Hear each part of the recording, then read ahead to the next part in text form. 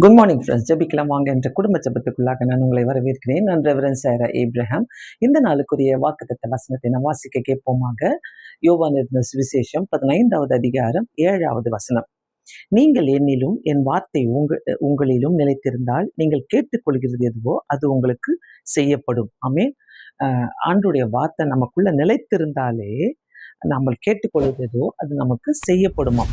So ஆண்டுடைய வார்த்தையை நம்ம தியானித்து அதை மனப்பாடம் பண்ணி அது மனசுக்குள்ள வைத்து அதை ஒவ்வொரு நாளும் சொல்லி சொல்லி நம்ம ஜெபிக்கும் போது நம்ம கேட்டுக்கொள்வது எதுவோ அது நமக்கு செய்யப்படும் என்று வேத வாக்கியம் சொல்லுகிறது.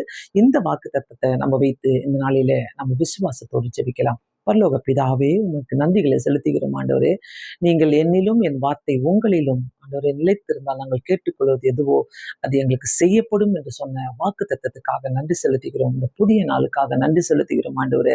சில நேரங்களில அப்பா நாங்கள் படிக்கிற வாக்கு தத்தங்களை மறந்து விடுகிறோம் சுவாமி. அதை நினைப்பதில்லை ஆண்டவரே.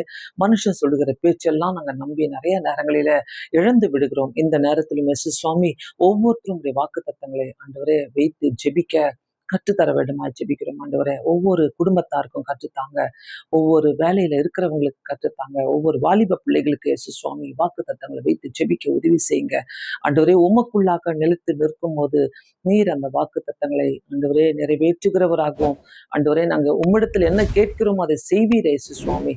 ஆண்டவரே ஒவ்வொருத்தரும் இந்த கரங்களில கொடுக்கிறோம் அப்பா. ஹாஸ்பிட்டல் இருக்கிறவங்களுக்காக ஜெபிக்கிறோம் ஆண்டவரே. சுகத்தை கட்டளையிடுகிற தெய்வன் ஆண்டவரே.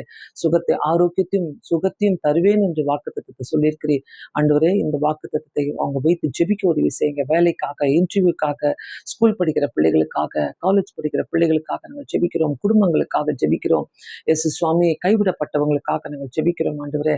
கர்த்தர் காத்துக் கொள்வீராக இயேசப்பா. இந்த வாக்கு தத்தங்களை ஒவ்வொருத்தரும் கடைபிடித்து நடக்க உதவி செய்ய விடமா ஜெபிக்கிறோம் ஆண்டவரே. முதியோர்களுக்காக ஜெபிக்கிறோம், ஊழியக்காரர்களுக்காக, மிஷினரிகளுக்காக சுவாமி ஆண்டவரே. ஊழிய பாதையில கஷ்டப்படுகிறவர்களுக்காக நாங்கள் ஜெபிக்கிறோம் ஆண்டவரே.